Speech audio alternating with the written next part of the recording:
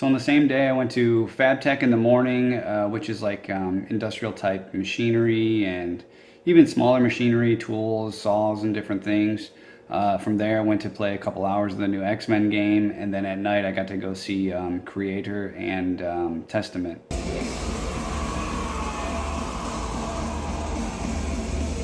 So those were two bands that were going to be on my pinball machine. I only got Testament. Creator was licensed through Sony, and they only wanted to do 5 years, so I ended up not really doing the deal with them, which kind of sucks. So I went to this place called Fabtech. It's a convention for like a lot of industrial machines and whatnot. It's super big. Yeah, so it's just a collage and different videos and stuff. There's hundreds of thousands of people here. So just humongous machines and stuff. The only really couple interesting things to note, here's a video coming up where you're going to see this machine right here is like my wire bender. This is kind of how it works. So I was watching this machine and I was talking to these guys. That bends tubing, but mine does wires. This was a 3D printed piece of pizza, so colored 3D printing. I might go there in the future if I can afford a machine. I use this machine here. This is a laser welder. It's a cool little thing. So yeah, that's pretty much it. It's just a kind of a cool show to go to. It's free attendance and you get to see a bunch of different things and meet people. And I learned some things about water jet versus plasma versus other things. And yeah, just a good experience. Go around, meet people, talk to people, learn different things about fabrication.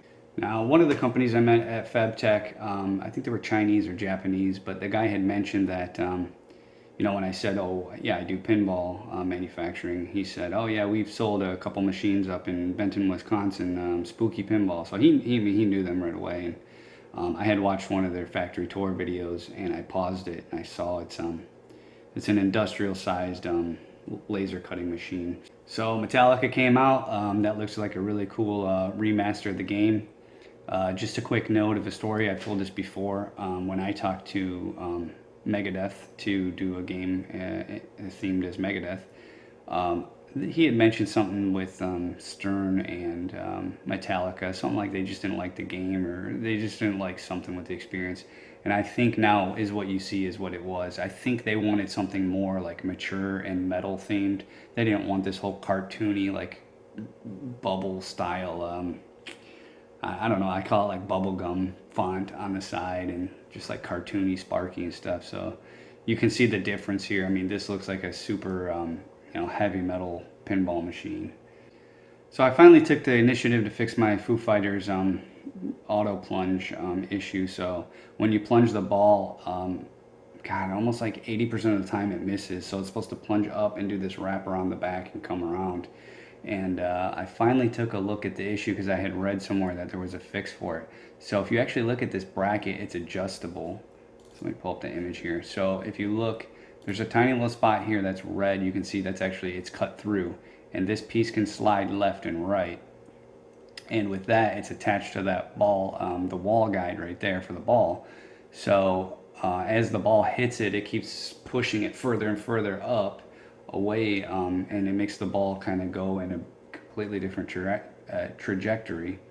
So if you watch, here's a video of me kind of showing you how it fixes. So if you put a screwdriver there and ply it forward, you'll see it slightly will shift.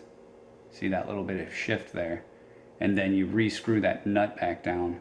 So it has a lot of play in there. Now, I'm not against being able to adjust a machine, but I think that's kind of a bad design. It should be adjustable and then lockable, because that's like a 6mm spread that you can move that wall guide, and it really is going to change where the ball's going. And like I said, 80% of the time for me, it doesn't even work anymore. So over years of the ball going straight and slamming, it's just slowly pushed it forward, which I think the fix to that, if I was going to build it, would be make sure that the ball is following an actual ball guide.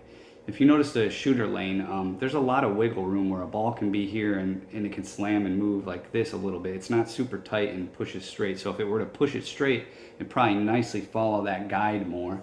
Whereas the game actually goes and then it slams directly into the ball, the wall guide, and then moves. It's not like it's going along the curve really smooth. It's kind of slamming it, and then the bounce is kind of what takes it to the side.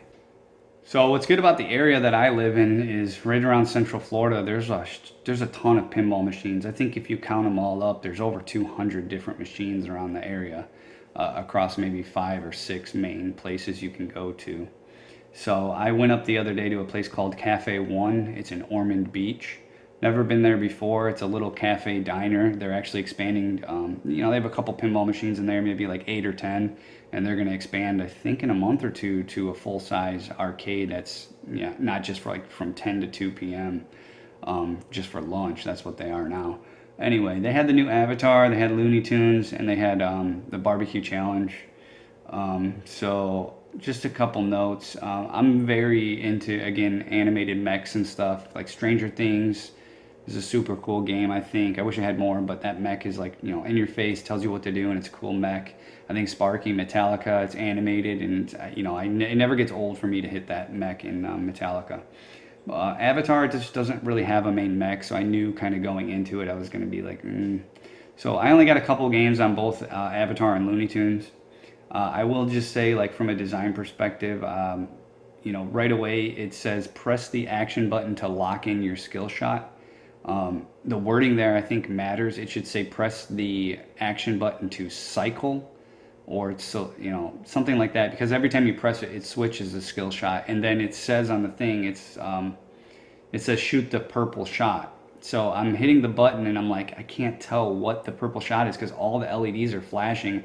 I never even knew, even as I'm like, really fine detail looking at this thing, I'm pressing the button and I'm going, what is the skill shot? And then it would say some weird text name, like everyone has said. It's almost like it should just be in Chinese, because they're like Wakalahula. Like, we don't know what this means. So I'm supposed to hit the Wakalahula drop target, and it's supposed to be flashing. And I don't even know what insert's flashing. So I didn't even know my skill shot.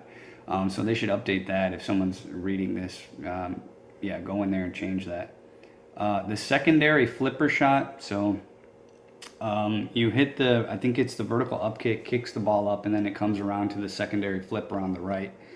But that whole sequence, the ball is coming pretty fast once it hits down, and you don't get to really see it and get a whole like leadway to judge when the ball's going to come. So it just kind of happened very quick, and I didn't really get to time my shot. The other issue is I didn't even know really where I was shooting until like maybe 5 different shots. I realized, I think there was a toy or something that was, you're supposed to flip right here, and then the shot is almost right in front of it. It's not like something over here. If you've ever played Iron Maiden, it's pretty easy to figure out where the secondary flipper shots are going to go, because they can only go 1 or 2 places, and on this game they can kind of go and hit a few different things. But yeah, I just didn't notice it right away, so that was kind of unfortunate. And if you've ever played like Willy Wonka, right, you hit it around, and then the ball, it drops, it hits a magnet, and then it releases it. So it's like, it's almost right at the flipper, it stops, and then it starts to slow roll, and then you get to hit it. Whereas again, like this one, it wraps around through the vertical up kick, and it's already moving like pretty fast as it's approaching the flipper. So it's just kind of hard to time. I didn't really enjoy it. Looney Tunes, a couple things. One, their start button, again, for me, I'm on a low budget, so I don't know what my start button's going to be, but I would like it to be big, like a standard Stern one, the big green one. And I might make those in house. But I noticed their start button is really tiny, and I think I went online and looked at their other games, and it looks the same. I think I've played I think I played most of their games except their original early ones. But yeah, I wish they had a bigger start button just for the looks of it. For $8,000 or $9,000, I think they need to upgrade that start button. I noticed again too, I think do any of their games have a plunger? I don't think they do. At least 3 or 4 of them don't. And the 3 or 4 newest ones, I know Scooby doesn't, and I know this one doesn't. But it seems like they're very anti-plunger, right? Part of the game, I think, skill shots are pretty fun, I think. To time it and kind of pull it a couple times and try it, it's a skilled shot. It's it's part of pinball. I don't know why they're very against putting in a plunger. So every time you just press start and it kicks the ball into play wherever it wants to go. So yeah, I'm not sure what the design decision is there. I felt like the ball lock for Taz, where you hit the door and then it has a magnet to grab it, does whatever it does, and then it kind of just sucks the ball in. it's not super satisfying. Again, when you go to like Metallica Sparky, as soon as you hit it, you get this sound effect, and he kind of goes like, "Hey," you know. So it's just kind of, yeah, I don't know. It wasn't like a shot that was really super satisfying. For Taz, you know, I'm trying to think of how he works. But if I were designing the Tasmanian Devil thing, what I would have done is every time you hit this switch that targets the Tasmanian Devil, I would have made it on a motor that slowly spins, and as you spin it, you start getting faster and faster. So eventually, you're just kind of like going crazy, and then maybe you know, like when it's going crazy, like that starts a multi-ball or something. Just keep getting them to start spinning like really crazy. Just something to more animate the play field and feel cool. And that's also what he does. Is he spins really, really fast. And I want to say right now, I think you hit him, and then he just kind of spins with the ball velocity, and he'll stop. So yeah. The ramps, I feel like, honestly, I feel like the layout it's just, everything's close and like just cluttered, like kind of close to you. I think with ramps, for me, what's a satisfying ramp shot, it's got to be far towards the back, and it's got to be a long path that's far away and loop around. I think like, you know, like on Foo Fighters and Deadpool, you have this left ramp on the side that's really short. I don't really get any enjoyment out of those, and they're usually harder to hit depending on the flipper that you use and the angle. I feel like, yeah, they're just not as satisfying. I didn't really find any of the ramps in Looney Tunes like ultra satisfying. Again, Godzilla, you got that back ramp. You shoot it, you know, from the left flipper all the way up and into the back, and Rush does another one like that too. It's like these super far back shots. I feel like those are the satisfying. That's how you make a ramp feel satisfying. Yeah, I wasn't digging the ramps in Looney Tunes. The spinning rocket thing at the front, again, it's just kind of a toy that's there, and it moves the ball around, but it's not really like satisfying, right? I like hitting stuff and seeing something happen. So again, Stranger Things, I think, is the best mech in pinball. It comes down, it shows you what's going on, and you see a big mouth hole, and you know you got to hit it through there. And like that shot just never gets old to me. And when you get it, it's really fun, and it's something that's super challenging, and yeah, it's just fun, I think. Secondary flipper again had some. I think it has two secondary flippers, and it's kind of hard to time them again, and it's kind of hard to figure out where they're supposed to go for me. I only got a couple plays on this game, but yeah, I mean, I would play it some more and really dig in and analyze it, but just right off the bat, I'm giving like my 2-game impression of it, right? It's like the flippers just, I couldn't figure out exactly what the flow is. Like, this flipper is supposed to do what? Because the placement of them leaves them open to like hit 3 or 4 different areas, and I don't know exactly what the main one was to make like my flow keep looping around. This leads me to Xmen. So Xmen, I think, is the better game of everything. I think Stern, they always have the philosophy. I don't know if it's Gomez or someone that's instilled it in the company. You have one main mech that does something, right? So Foo Fighters has a main mech. Again, Stranger Things, like a highly animated main mech that you got to hit and do something. Metallica, Sparky. Like every game that they have has a main center shot. And yeah, I think the Sentinel is really fun to hit. I'll go through my issues here. So overall, I think it's a pretty fun game.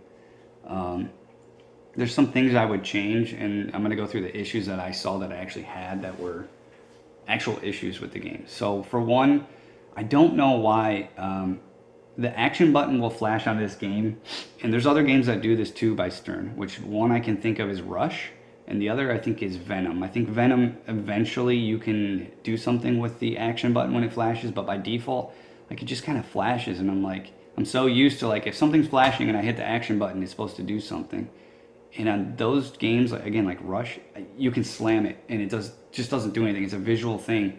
So to me, if you're gonna flash a button, like, just in your face, like, that means hit me, do something. And when it doesn't, it's very confusing. And you know, you lose a ball or two because you're trying to figure out, like, does this do something or not? So you're trying to, like, hit it, and you know, you lose like maybe a ball or two when you first start to get it, and then you realize, oh, okay, this button does nothing. Why is this button lighting up? It's kind of annoying, honestly. I saw the auto plunger issue that I started reading about. Everybody says that the auto plunger is not enough to make it all the way up the back and then the ramp and around. 100% of the time, it never made it around. So that kind of ruins the game for me. And I think, again, you're selling these games for 13,000 bucks. You've been in business 30 years. I think you got to have an auto plunger work out of the gate.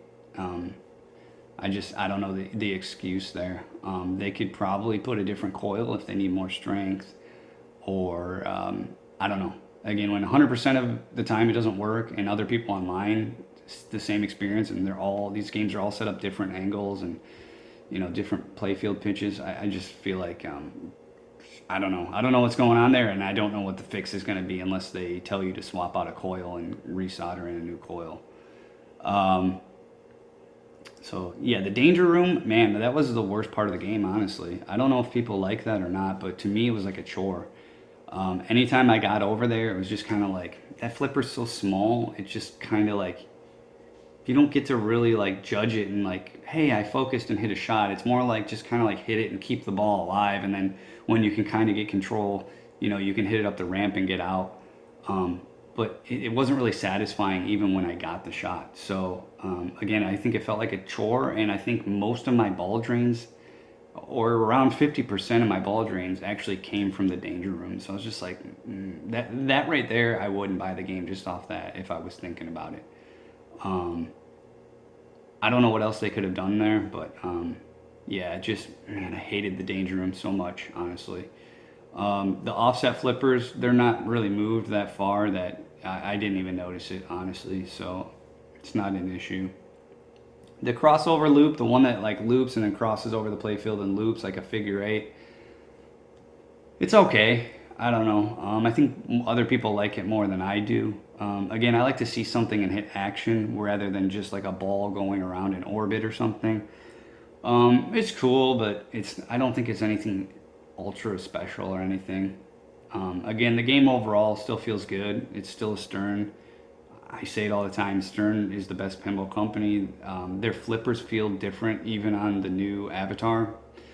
Looney Tunes, all these games, Stern has the flippers, and that's why when people say like, hey, why would you reinvent the wheel? Well, the wheel is apparently only working for Stern. They're the only ones that have flippers that I like. Even Pulp Fiction, I think the only reason that game works is because it's a one level playfield. If you notice their flippers in their other games where they have ramps and stuff, I just feel like they don't have enough power. So again, I can build my own, and I can build everything to my own spec between different games and stuff.